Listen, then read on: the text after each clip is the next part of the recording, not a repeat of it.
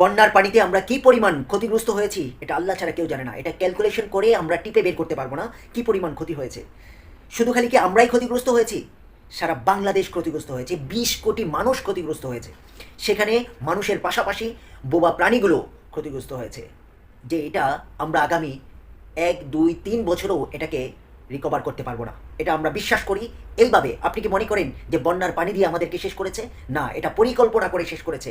Indian সরকার এটাকে পরিকল্পনা করে আমাদের উপরে চাপিয়ে দিয়ে এইভাবে পানিতে আমাদের ভাসিয়ে দিয়ে শেষ করে দিয়েছে। এই গবাদি পশু, হাঁস, মুরগি, ছাগল, জীব জন্তু সব কিছুই আজকে শেষ হয়ে গেছে।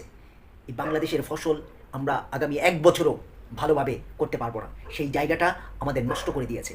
আমরা আজকে বলতে চাই এখানে 5টা আঙ্গুল আছে, 5টা আঙ্গুল যেমনি করে সমান নয়, ঠিক আমাদের বিভিন্ন অঞ্চলে রাস্তাঘাটগুলোও সমান নয়। উঁচা নিচা বিভিন্ন প্লেসগুলো বিভিন্ন রকম করে আল্লাহ তাআলা সৃষ্টি করে দিয়েছেন বাংলাদেশের মাটিকে। এখন আমরা যেই জায়গায় যাই না কেন সেই জায়গায় প্রাণী।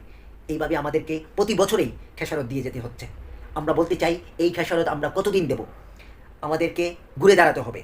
আমরা কিভাবে ঘুরে দাঁড়াবো? আমাদের কাছে একটা ছোট্ট রাস্তা আছে, সেই রাস্তাটাই হচ্ছে আমাদের কাছে যাদেরই হাতে এই একটি স্মার্টফোন আছে, এই স্মার্টফোন দিয়ে কথা বলতে হবে। আমরা কথা বলবো, তারা শুধু খালি শুনবে, তারা শুধু খালি দেখবে, চেয়ে চেয়ে দেখবে আমরা কি করতেছি।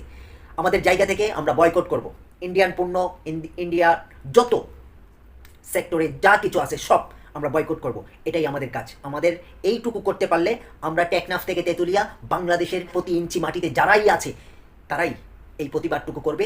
তাহলেই তাদেরকে উচিত জবাব দেওয়া হবে। শুধু খালি উচিত জবাবই না, তাদের দাঁতগুলো একটি একটি করে প্লাস দিয়ে মুড়িয়ে মুড়িয়ে খুলতে হবে।